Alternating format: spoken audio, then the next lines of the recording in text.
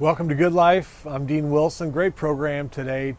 Thomas Tighe is with me. He's the president and CEO of Direct Relief International, one of the largest philanthropic, nonprofit public charities in the world. They provide relief for a lot of people in impoverished areas and responding to emergencies. It's a great organization. He's a great guy. Thomas Tighe. Good Life is next.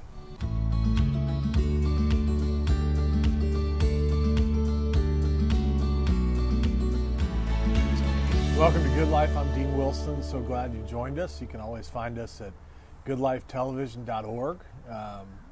It's been neat to see so many of you go there from all over the world, and there are a lot of great interviews, a lot of power clips. We kind of have the full form interviews and we break them up into power clips, and so there's a lot of great stuff. Hope you're inspired, and we're always happy to have you join us there and here.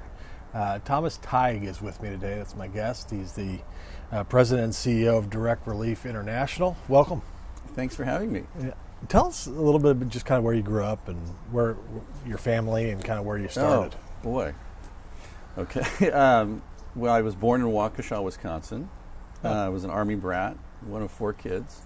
So we bopped around. I ended up starting school in Palo Alto. My dad was a West Point grad who was a career Army officer. So when he was going to ship out to Vietnam, he went to do a little language training in Monterey, and my mom and dad were both from Chicago. We had my mom had a sister living in Palo Alto, which at the time was a small, sleepy college town.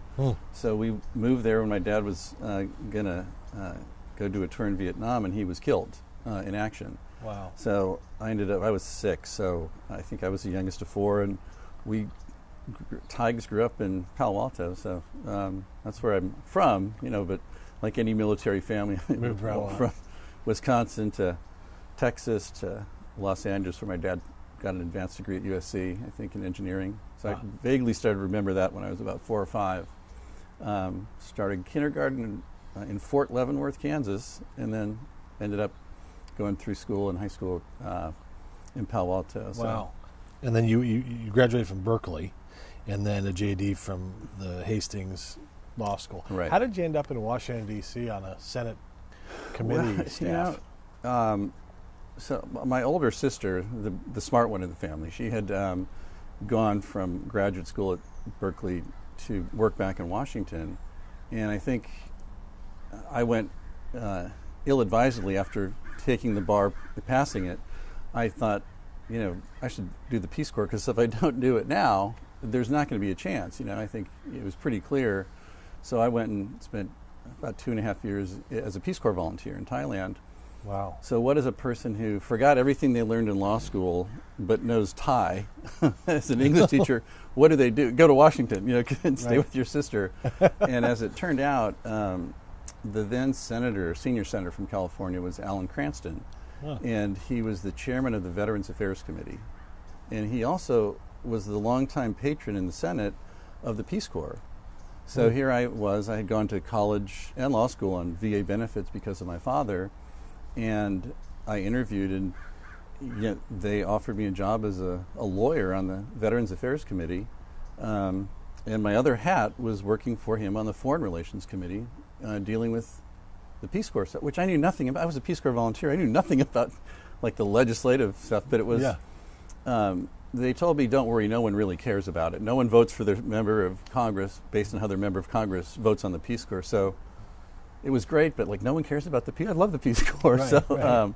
But it was a great experience, right out of really my first, paid job. Peace Corps is a great job, but just seeing how it works, and in Congress, I think just the policy and legislative process and appropriations process, it's fascinating, and if you're one of those people sitting around the ring behind the real, elected officials, you get an inside peek. So it was just a great experience and a different time, it was in the late 80s, and it wasn't as divisive, and Veterans Affairs was generally something that everyone agreed with. They disagreed on specifics, but there was no debate about the obligation to people who'd served in the armed forces. So it was a great job in many respects, and had that gave us that perspective, or me the perspective of how things work. And then on the Foreign Relations Committee, because there was no other competition for the portfolio, learning a lot about the Peace Corps, how it is funded, how it works, the congressional oversight and appropriations. So that led me thereafter to go down to the Peace Corps. Yeah. That was going to be my next question. You spent 7 years in executive leadership of the Peace Corps. So you went straight from Washington to the Peace Corps? Yeah. Well, Peace Corps headquarters is in Washington, D.C. From a Peace Corps volunteer to being a lawyer in the Senate, which I was grossly unqualified for, but you learn or sink or swim, and then back to Peace Corps headquarters about 5 years after I'd been a volunteer. So I had the orientation of what it was like to be in the Peace Corps, and unlike something like the military where there's respect for rank and position, the Peace Corps is totally inverted. The higher you are in a position, the more of an idiot everyone else thinks you are in the Peace Corps. So I thought, and I knew that. So I was a suit all of a sudden from Washington, and that was, but my heart was with the volunteers. And it was a great job. And what do you love about the Peace Corps? Well, I think it really is. It's sustained. I think it's kept wonderfully free of partisanship. Mm-hmm. It's something that is relatively small as a federal agency, but it was kind of this very altruistic idea during the Cold War. How do you not have, countries which have natural tensions for strategic reasons, much more so than people from countries, have similar tension between them. They just don't know each other. So I think that idea and the program that, was started during the Kennedy administration and sustained, it's really been a terrific source of great goodwill. I think it's done good work, fostered a lot of understanding. You're just working there. You're there to do a job, and you live with people. You have to learn the language. And I think over time, it's one of those things that, it's hard to capture the immediate value, the return on that investment. But I just read a story recently in the New York Times about a woman who'd served in the Peace Corps in Korea 30 or 40 years ago. And the government of Korea, South Korea, extended a special package when COVID broke out to every person who'd ever served in the Peace Corps. Really? Saying, thank you, you were there. South Korea was a poor country for many years. Now it's a rich country, but they didn't forget. And that sort of it's like what made you who you are. It's probably one of your grammar school teachers, and they don't know that. And I think the Peace Corps has got a lot of that dimension. Yeah, the fruit kind of can be unseen or seen much later. Yeah. Or sometimes you never see it. But it still does attract, that people who are kind of wired that way. Yeah. There's an opportunity for them to serve in a way that is work. It's desired by other countries. It doesn't have any ulterior motive, and it's been a terrific source of, for me, I think it really changed the direction of this meandering path I had been on. Yeah. And I think it's been true for probably the 200,000 other people who've served in the Peace Corps over 50 years, Wow. I want to get into the organization you lead, Direct Relief, and I want to start that conversation by talking about a man that probably not a lot of people have heard of, William Zinden. This was kind of my morning reading today. It was fascinating. But so in 1945, William Zinden, an Estonian immigrant who had amassed significant wealth in pre-war Europe, began sending thousands of relief parcels containing food, clothing, and medicines to relatives, friends, and former employees who were rebuilding their lives in the aftermath of World War II. Having witnessed the impacts of unchecked power, Zinden dedicated his life's fortune to the oppressed, shunning the fascism that had caused him to flee Hitler's Europe for his life. He established the William Zinden Foundation on August 23, 1948, as a California-based nonprofit corporation. And then it goes on. And he passed away in 1951, and then somebody else took it over, and then it became Direct Relief International. I think it's amazing what one person can do. When I read this, it got me thinking, a lot of us think when we're dreaming or we're thinking about an idea, like, well, I can't do it, or it's not going to make a difference. Or, Right. And here's one guy, and he had some money, Yeah. but one guy who decided, just with his family, friends, relatives, former employees, he was going to start sending relief packages. Right. That decision to do that became the organization you lead today, which is unbelievably impactful all over the world, rescuing people. But I just think it's fascinating, what one person can do. Absolutely. No, he predated me by decades. I'm not that old yet, but but I think the story is one that I've thought a lot about it because a war immigrant refugee who fled. I think famously, the reason he fled was because he was a prominent person. And I think it was reported that someone, I guess Hitler was trying to recruit industrialists. It was a National Socialist Industrialist Party. And Mr. Zinden said publicly, "What a fool this guy!" I mean, he's like, right. Which was absolutely the right historic call, but got him on the Hitler wanted to kill him, didn't he? Yeah. Right. So I think that's why he fled. But I think that trying to channel, in retrospect, I think he was a business person who was caught up in the events of history, saw the devastation, and decided to do what he could with his own money. And that orientation, this was before even the term corporate social responsibility existed. Philanthropy wasn't as evolved as it is today with a lot of norms and things. So I think he did what he knew.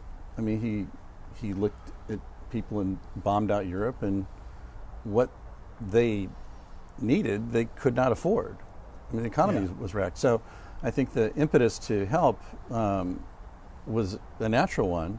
But the way he did it was different. I mean, he did it as a business person, and he invited other business people to join. I'm putting in my own money. Yeah. Hey, look, these people need what you make. You're not going to lose a sale if they can't buy it anyway, and you're at scale.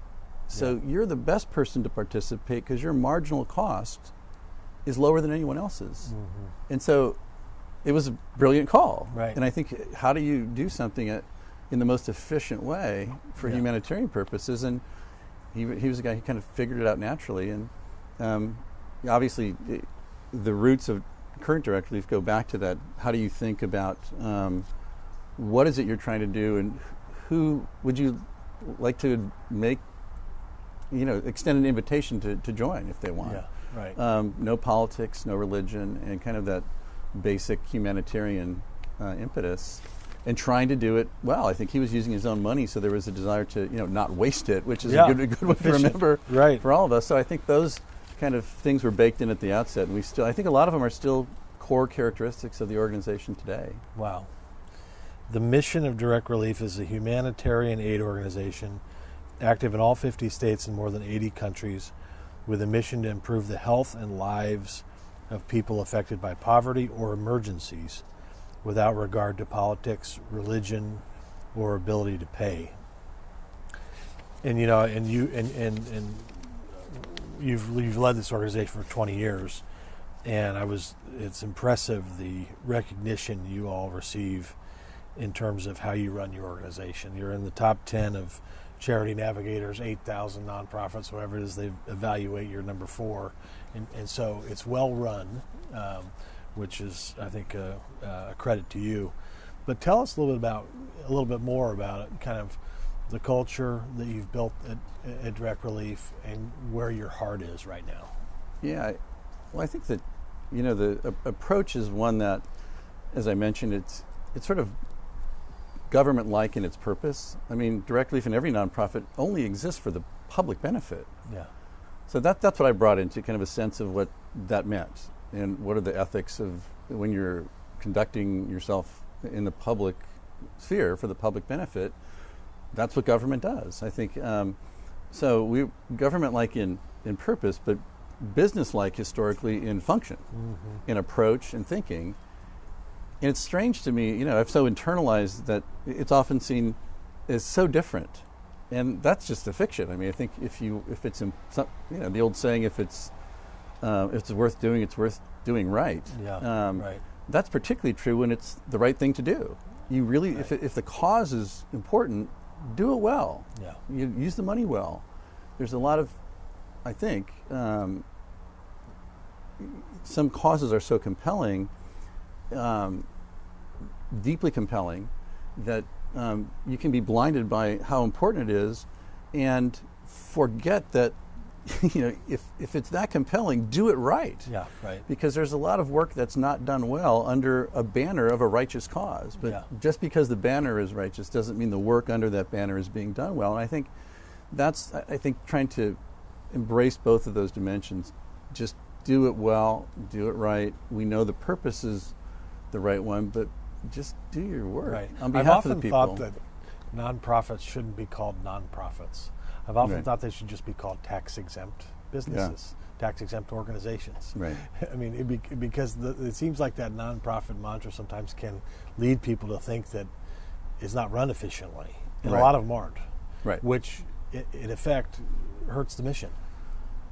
I mean, and it breeds cynicism. It's sort of, you see it in government too. I think, unfortunately, I think, all these, but I think it's just the times we're in. I think you project these most important functions for societies on governments, and if they don't do it or they do something dumb or don't spend the money well, people say, I don't want to put more money behind that. Right. The cause is important. I'm with you on principle. I'm not with you in practice. And that's something that it's really important for nonprofits, that public charities that only exist if people want them to exist. Right. I mean, it's not mandated or required that direct relief exists. It only exists if people believe it should. Yeah. And that's a very good reminder, for us to make sure that we're doing right by the mission, and we're doing right by the people who fund it. Yeah. And, I have a big title, but I'm a staff member and report to a very good board of directors who are deeply experienced, deeply committed, and unfortunately smarter and more experienced than I am. Their questions are always very intense, and appropriately so, but it keeps us on our toes on the staff for sure. I was reading this also. Since your arrival at Direct Relief, the organization has provided cash grants of more than $120 million and furnished more than $8 billion in essential medicines, equipment, and supplies. Mm-hmm. If you were, and I'm sure you do this all the time, if you're introducing Direct Relief for the first time to somebody who's never heard of you, which probably is not a lot of people at this point because it's a well-known organization, but if you were introducing it for the first time, how do you introduce? What's your elevator speech, or how do you introduce what you do? I push the stop button on the elevator and I start in 1948. It's about an hour. I think it's a humanitarian medical organization that works in all 50 states and around the world with the basic model of making sure that people who need but can't afford care have access to it. So there's a whole lot of things and different features, but I think what has evolved Direct Relief functionally, the purpose is humanitarian health. That's why we do it. The function we perform, there's a lot of things you can do to advance humanitarian health services for people in need. We looked at it, the organization evolved from, it used to actually send trainers, sort of like a Peace Corps model. There would be doctors and nurses who would go to both provide services and train. And they realized in the 1970s, the only time the people that they'd already trained work is when a team came with stuff. So I think then it evolved to how do you make sure that the investment in the people who have been trained doesn't just lie fallow. They need tools to diagnose and take care of patients, and they're expensive. So I think the material support component really became the central focus, and trying to encourage the corporate sector and other folks, how do you make sure that these places where there's not a strong business case to engage because there's not a lot of money, there's a strong human case. And how do you invite people to participate and do it in a way that would instill confidence in the people providing, donating medications or vaccines or supplies to Direct Relief. And so that's what we've really tried to do, be absolutely as good as a commercial distributor is, which is heavily regulated, a lot of licensing. We had to build a giant new facility to do that. It should be as good for people who are poor. Mm-hmm. There ought not to be a different standard. So a lot of what we do is actually, identifying needs and gaps, trying to seek support to fill those needs in the realm of medication, supplies, and vaccines, and then providing them free of charge with integrity to make sure they get to the right people who are licensed appropriately, have the right ethics, and are taking care of people in a non-discriminatory way. That's wonderful. Who's your typical funder or donor? Or, I mean, I'm sure you have all range of partners who participate, but yeah, I think so many of the healthcare products are donated directly from the manufacturers. So we have the great benefit of 70 years of working with the corporate sector, and we're, I think, the main humanitarian channel for contributed medical products in the world. I mean, so wow. we have the same accreditation and licensing that the major commercial distributors in the United States have, and we are in an advanced country with a lot of regulatory compliance requirements. So we have all the same things because the companies require that. And so the companies, typically manufacturers, provide the material support. The financial support comes from our board, members of the general public, some companies, and but mostly individuals, Wow. and who find us. And as we've been more visible during things like COVID, we haven't sent out a solicitation for requests in 3 years. Really? And during those 3 years, we've received more support than ever before. And I think that the takeaway for me has been, most of the time, what people hear about or from a nonprofit is one thing: we need your money. And we didn't have a lot of money to throw at that kind of marketing and campaign solicitation effort, so we thought, that's strange. That's the only time they might not know you, and you're introducing yourself. Hi, I need money, and intruding in their mail, right? So, I think we've flipped it entirely and said, let's always make it about the work. People are smart, and they're kind of jaded. So, if we do a good job, let's make sure that we report it. So we hired some journalists to report it. We have a good website. You can subscribe on Google News or Apple News. We're an authorized news source on Google, Apple, and Bing. Oh, really? And that has no solicitation. It can't have any solicitation, or we'll get thrown off. And that has been a real source of people finding us, including people like, the gaming industry, online gamers, people who play that. They found us, they liked us, and there's tens of thousands of people who just are really smart. It's this broad community that I wasn't aware of until it came on.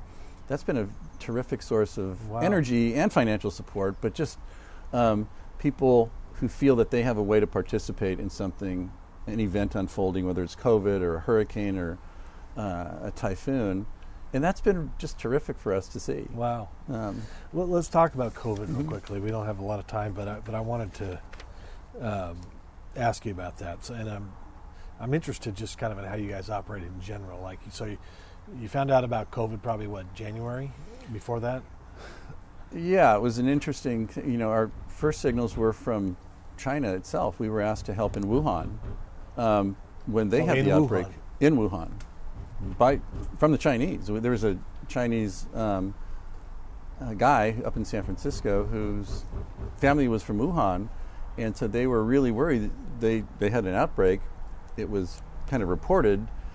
We're always concerned. We were involved in a big way in the Ebola response, and so we also have been manufacturing our own PPE for the last several years, like the N95 masks you hear about. Yeah. Well, because of really fires in California, and it's often a required protective gear, we started manufacturing our own. So we had a NIOSH approved N95 direct relief model that we had made in China, and so we understood the importance of having PPE. We stockpile things for fires and other emergencies. We were shocked that we were asked because, we're getting supplies from China. That's where we have it manufactured. But we said, of course, it's really important to jump on this as fast as you can. So if we can do it, we weren't sure if it was going to work. But FedEx, that we work with extensively, has a big presence in China, 8,000 employees. They said, if you have the material and they need it, we'll make it happen. So we did a series of immediate pushes of material into Wuhan.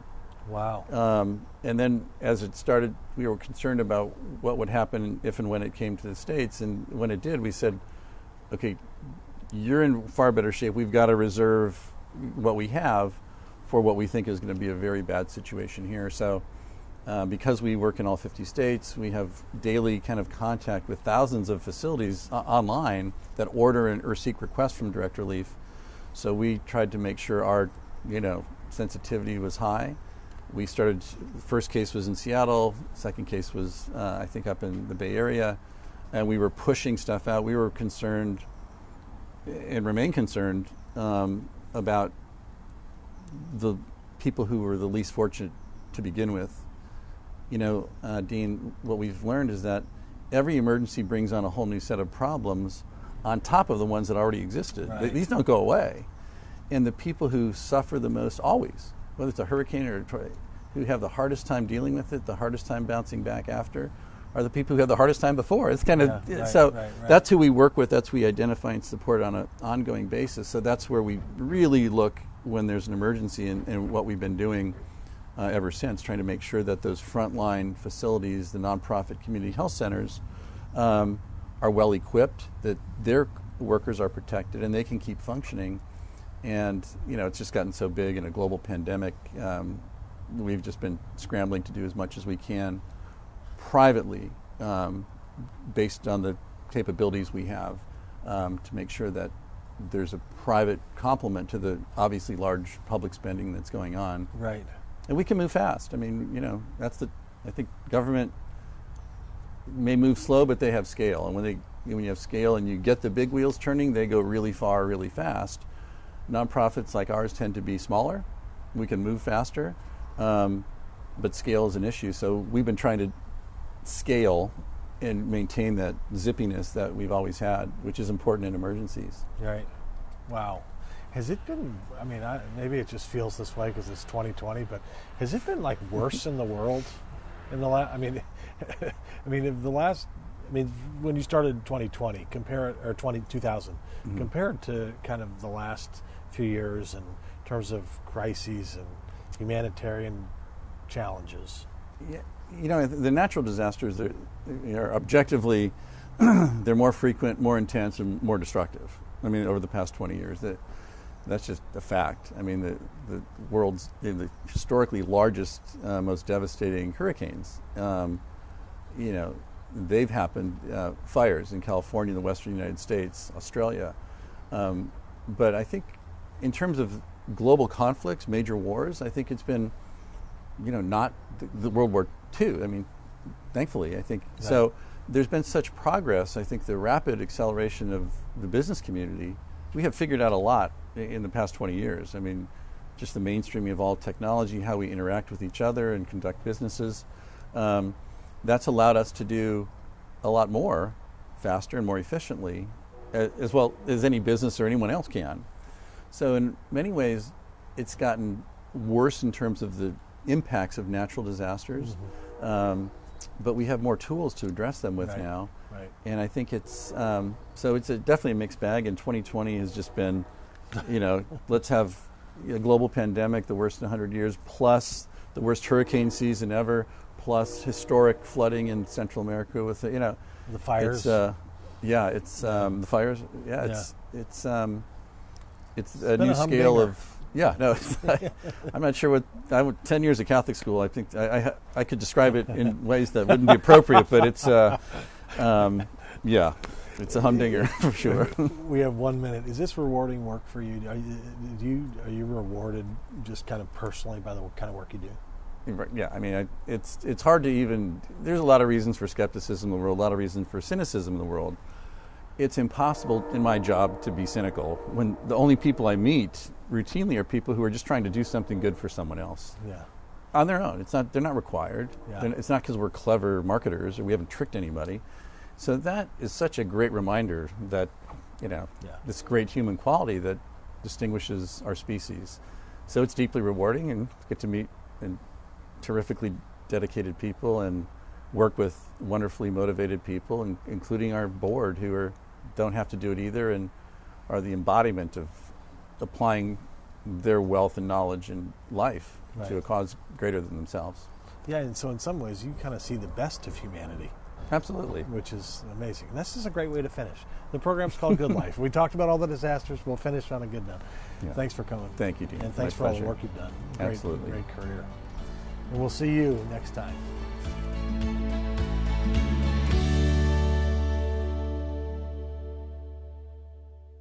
Welcome to Good Life. I'm Dean Wilson. A great guest today, Xochitl Hernandez, is with me.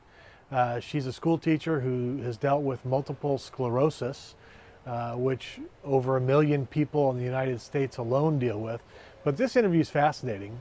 We talk about people that are dealing with invisible illness, how it affects them, and how sometimes the secret can be worse than the actual disease. So this is really inspiring. It's going to be a great program. Xochitl Hernandez on The Good Life, next.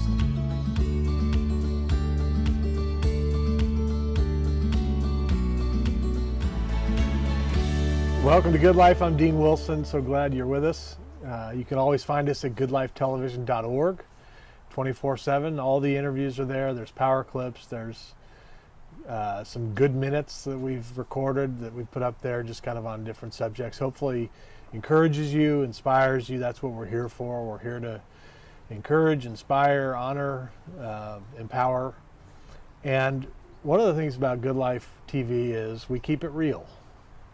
And we talk to real people and we don't gloss over tough stuff. It's part of what I think Good Life is you can actually be real. You can actually address things where they are and deal with suffering, difficulty. We've had people that have struggled with all kinds of things, and it's a wonderful opportunity for us to talk about them. So we have one of those friends here with us today. Xochitl Hernandez is with me. Welcome. Hi, thank you for having me. Let me just give kind of a quick introduction, but your story is wonderful, and you've been a teacher, so we'll start with that. You've worked in demographically impoverished areas where you have, for the most part, English language learners. That's correct. So that's been your vocation. And 2 years ago, you were diagnosed with multiple sclerosis. Right. So let's just start with that.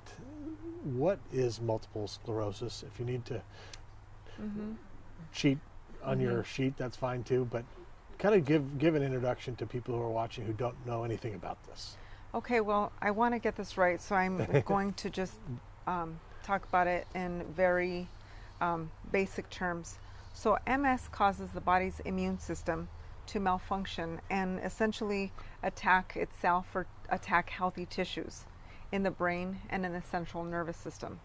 And when that happens, that these attacks, attack the central nervous system, and it creates problems. And when it's attacking the cells, it's attacking also something called the myelin sheath, which is the cover of some of the cells, and so that can create nerve damage. And those nerve damage is what brings on different problems later on with your nerves and with the body. Essentially, a whole host of different types of problems and symptoms. So the immune system attacks it. It's basically the body attacking the healthy itself. tissues in the brain and the central nervous system. How did you find out you had this?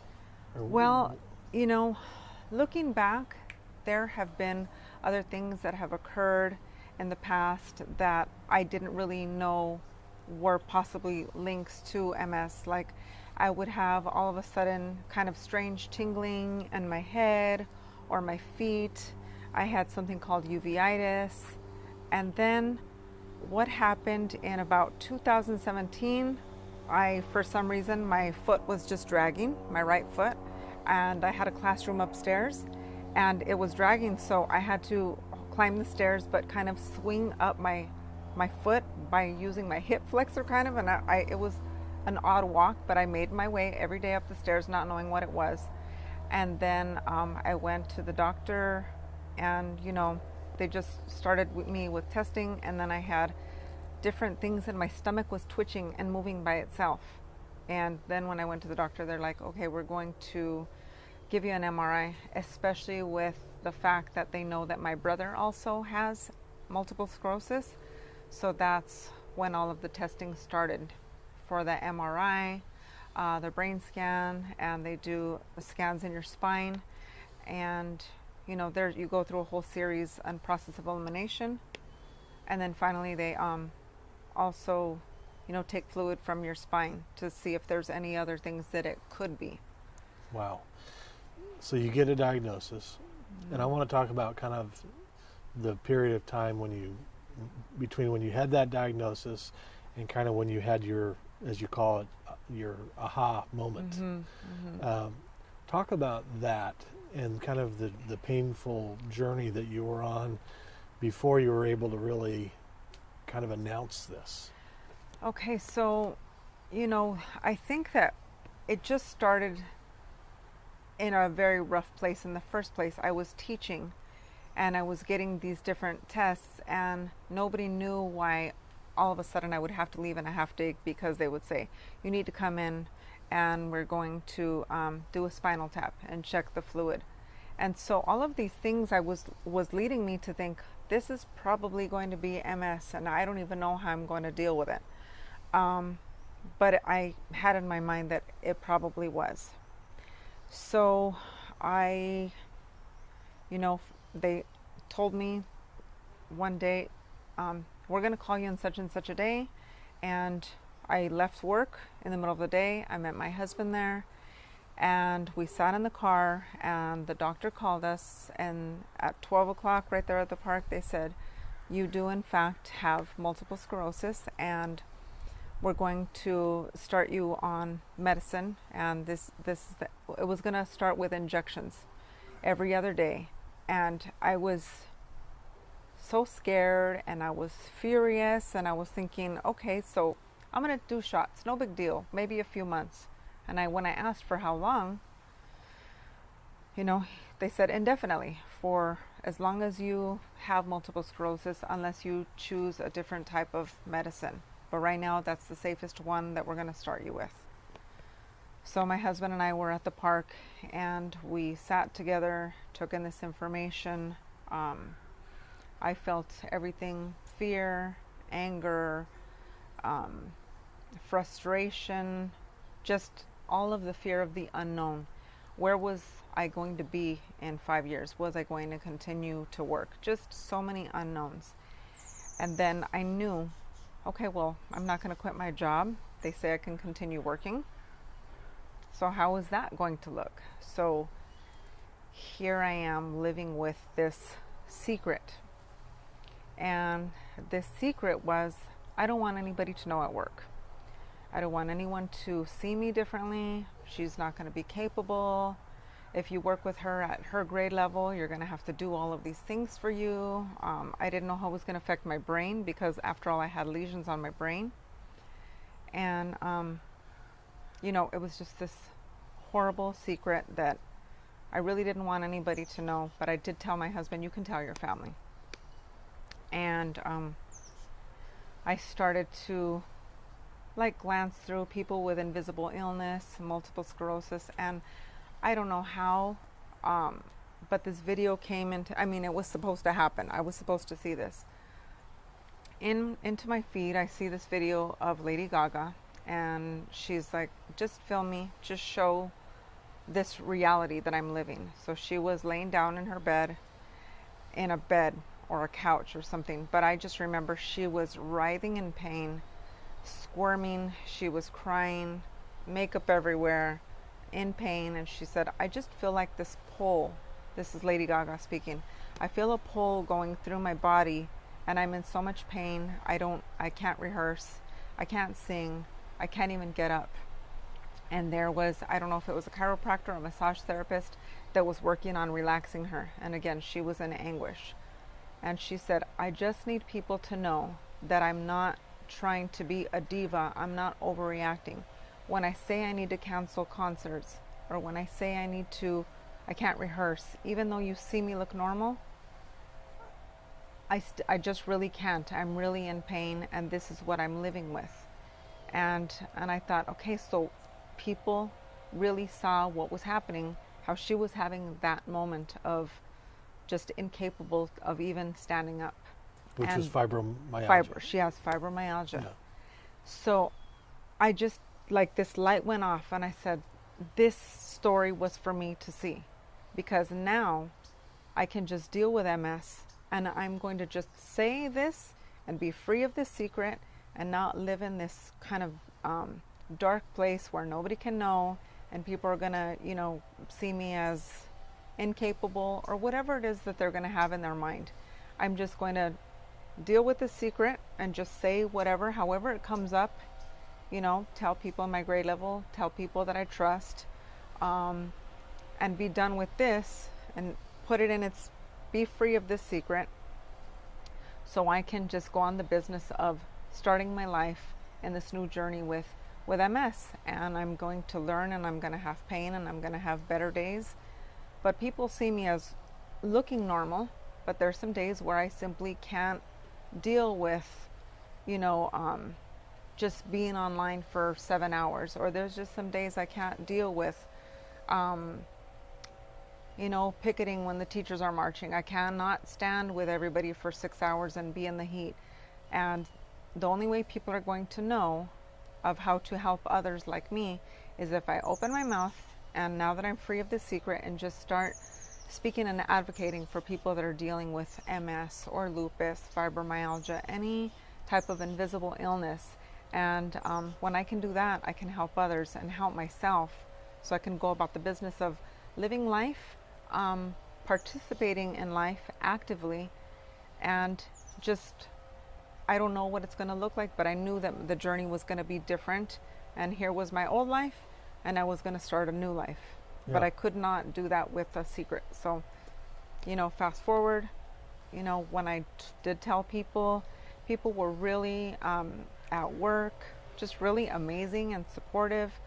And yeah, so that's how that went. And you said before we started taping, you said it was almost like the secret was just as bad as the disease. Yes. I just felt when, you know, I just felt like it was this veil that I was kind of walking around and feeling guilty, like that I was harboring this secret. Right. And why would I feel guilty when it's not even my fault? Right. But it's just something that I had to, you know, lift the veil. And it was, I think that the first time I started telling a couple of people that I trusted on my grade level at the time, I was like, like I felt like I breathed better. And each time I said it to another person that I trusted, I was like, you see, that wasn't so bad, you know? Right. And, you know, people can't support you or can't help you. Yes. Or know what to do if you don't let them in, if you don't trust. But, you know, that has to come in your own time, you know, and everybody has different timing, you know. Yeah. So my timing was after I saw that video of Lady Gaga, and I was like, okay, so if her video did that for me, then maybe I can do that for other people.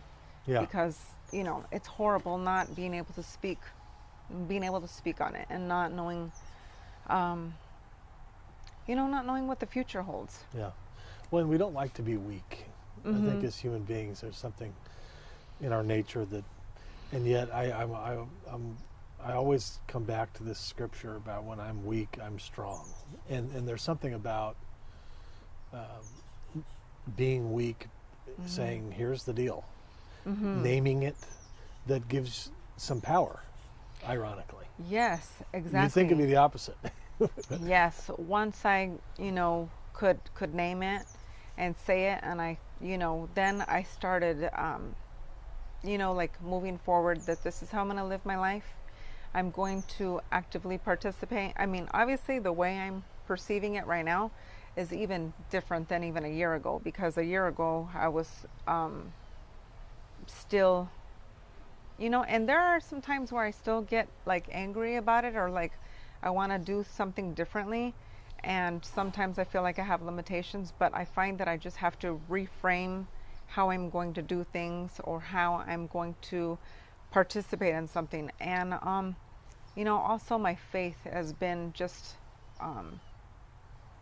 you know, my faith in God, knowing that I'm going to be able to push forward, and that I will have good days and I will have bad days, and some days might be horrible, but you know, I have my faith. I have a great family. I have a great group of friends, co-workers, amazing people that are, you know, in my corner. And you know, without my faith, this journey would look a lot different. And you know, it doesn't really have the same power that it did to make me fearful. Like I can just try something, or you know, I can even, it's just something as simple as telling my friends, okay, I couldn't go with you to the movies last time, but I'm gonna try this time. And you know, and they'll say, okay, you know what, if you feel like you don't want to drive that day, or we're gonna finish the movie late, you know, we'll drive you.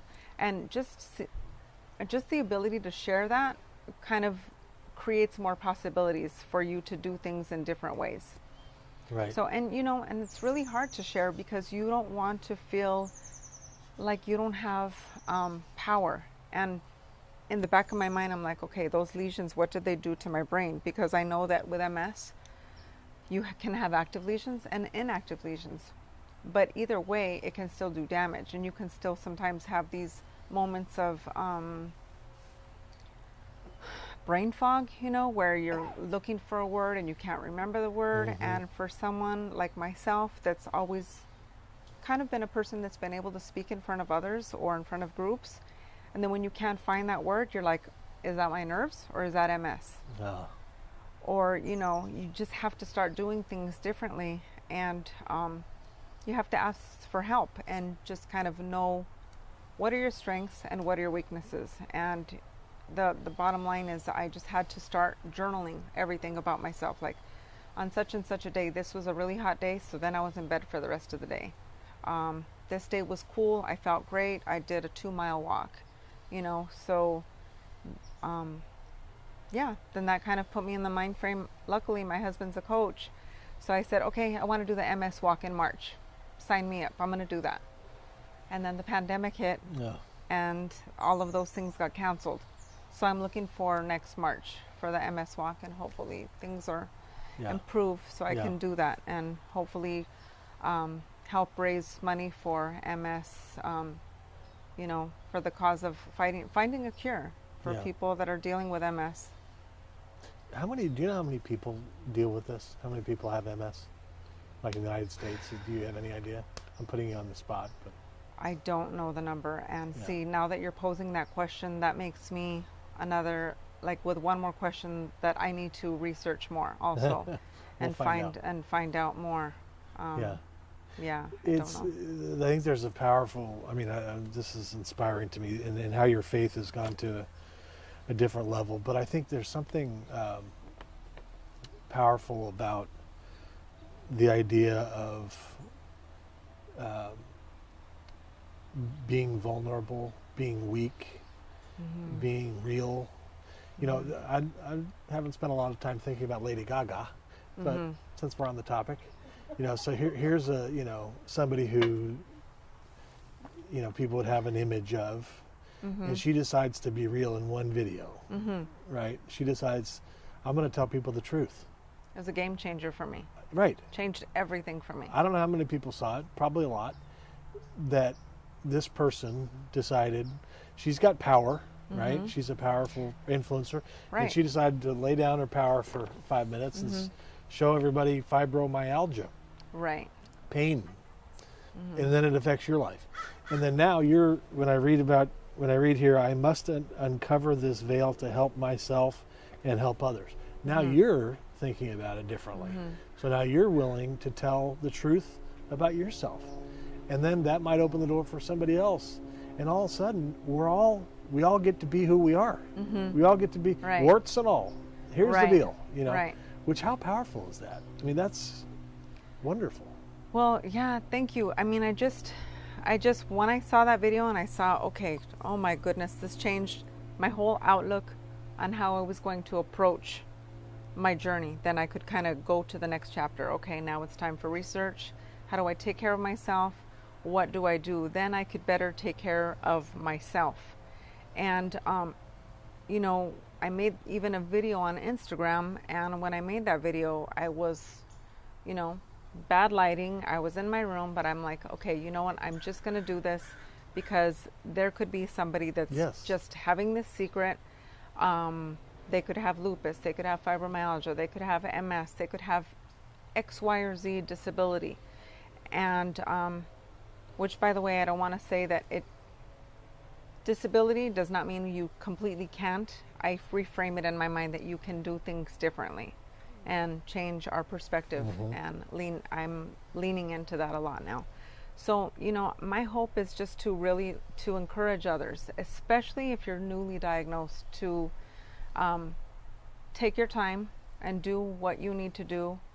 But when you unveil that secret, it is going to help you feel so much more free, because when you have extra stress, anybody with invisible illness, whatever it is, that you know that the stress of like a secret, or almost like, and you're feeling guilty, like you're lying to people, but it's really not a lie. You're just kind of holding everything. Right. And so when you can begin to speak on it and say it, and kind of just like, it doesn't mean you're going to go tell everybody, but in my case, I kind of did lean into that, so it helped me more. But when you can kind of like live your truth and live your life, then you can just have a better life and you can feel healthier, because MS is hard enough as it is. I mean, there are times where I'm sitting in a movie and I can't just sit like this. I have to lean forward and press down on my foot because I'm having nerve pain. But the fact that I can say that freely, I'm having nerve pain, this is why I'm sitting weird in the movie. I'm not going to go with you guys because I can't tolerate the heat. I can't walk that in 90 degrees. I'm not going to go to Cancun this summer, but it might mean I'm going to go to Cancun in a different time and when it's cooler. So all of those things that you can speak on and be honest about completely is freeing. And I just want to, you know, encourage anyone else that, you know, you can live your best life and you can be free of, you don't have to have that secret. And I want to be able to do that for other people, that just by me seeing that video, if somebody could see this and be like, okay, I can do that too. I can tell my friends.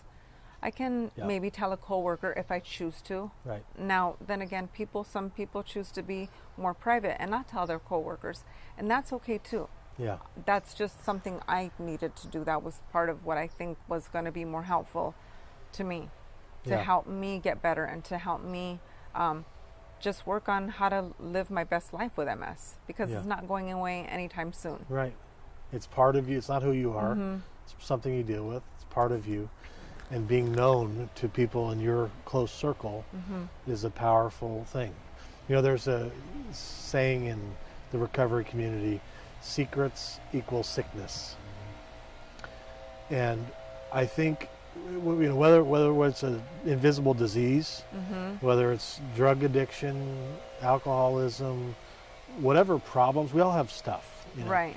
Whatever it is, you know, telling the truth about it, naming it, and being like, okay, this is the deal, is such a powerful first step. I think that's the message I'm picking up here. That just like you saw that video, that now somebody could see that, okay, you're dealing with this, you're upfront about it, here's the deal. That's given you some power, that's given you some encouragement. Then maybe somebody else who's dealing with a closet opioid addiction can come forward and say, you know what, I'm addicted to this pill. To somebody in their circle, this is the truth. And guess what? That could be the beginning of freedom. Right. You know, just taking off that veil, you know, gave me the ability to have so much more freedom to get help. So like when you said, whether it was somebody with a different chronic illness, like you said, opioid addiction or alcoholism, or, you know, any type of invisible illness, and mine happens to be, you know, multiple sclerosis, MS. When you can take that off, and you really can't get help until people know about what you're dealing with. I mean, there have been times where I've said, you know what, I'm going to do this, but I actually forgot how. And I don't even know if it's kind of like the brain fog, but I might have to ask a friend, or just like living day to day. Like, I'm not going to meet you guys here, but I'm not going to drive over there, but I'm going to do this way. Just the ability to be able to tell friends and family, and so they know that if all of a sudden if you're at a family get together and all of a sudden you're not in the room anymore, it's because of this, and they know that, okay, I look normal, I'm fine, but I'm not fine in the inside. I'm experiencing pain, and people can help you. Yeah. You know, people cannot help you, your friends and family, and you know, your loved ones. If they don't know. If they don't know, they don't know what to do. And they that's don't know the how thing. to help you. That's the thing about So the you're invisible. just isolated. Right, and You're that's the thing about the invisible part. In fact, in the brain injury community, we have a brain injured daughter. Well, it's really obvious she's brain injured because of the level of her injury, right? She's severe brain injury, so it's obvious. In the brain injury community, they say they don't worry about that kid as much as they worry about the kid who looks normal, but is dyslexic, ADD, has some issue that they're dealing with that you can't see them. You know, if I have a broken leg, I've got a cast on, you can see a broken leg. Somebody looks at you look totally normal. And so the invisible suffering, or the addict, who maybe it's pills, you can't smell it, you can't, but that person's suffering in silence. Because they look normal. They're And socially, it's so isolating. and it's isolating. It's very isolating. Right. And especially if you're dealing with it privately, you can't, there's things that people need to do also. Like, if they're dealing with it privately, they're sometimes also not going to some type of therapy where they can talk about it. So you've got isolation. You've got, I'm not going to tell anybody. I don't want to talk to a therapist. This is too hard. All these unknowns, and I'm scared, and I'm just going to get, and then how much worse are you going to feel? I mean, it can, that type of stress can bring on, like you were talking about the opioid crisis, that type of fear can bring on someone, becoming worse. Right. Their or illness committing could, suicide. Yeah, and their illness could be worse. And by the way, for people that have invisible illness, it is not rare. It's quite, I don't remember the suicide rate, but it is not rare. It's a higher rate for people dealing with, and you don't want to tell people. I mean, there's times where you don't want to say it, and you want all of it. And especially if, as a young, I was thinking, how would this be? My brother was diagnosed when he was young in high school, and how hard is that for a young man to say, hey guys, I'm not going to meet you for basketball. No, I'm not going to meet you guys for a beer. No, I'm not going to do this. I'm not going to do that, because you don't want everyone to know. Right. And then even if you do know, even if they do know, you don't want to tell your friends every time, I'm not feeling good today. I'm not feeling good today, because you don't want to be that person saying, I don't feel good today. Yeah. But it is a truth, and it is a frequent occurrence that many times you're not feeling good, and you can look great and be having a shooting, stabbing pain in your head, or a horrible migraine, or just any type of pain. So if you are like living in a secret, your disease can be that much worse. Right. And people can't help you, and you can't help yourself. Right. Powerful message. Thank you for sharing it. This is amazing. I want to say, if you're out there and you're dealing with an invisible illness, something like what Xochitl deals with, depression, anxiety, alcoholism, drug addiction, opioid addiction, you're feeling suicidal. If you're watching this right now, I think this might be a message for you. Tell somebody. Talk to somebody. It sounds scary, but it might be the best thing you ever do. This is an example, and we want you to get help. So that's a powerful message. I wasn't planning on giving that speech, but somebody's out there. I'm convinced. Thank you, Xochitl. Thank you. God bless you. Thank you. I was very happy to be here in any way that I can help others and encourage people. We're going to send this viral, this one right here. We'll see you next time.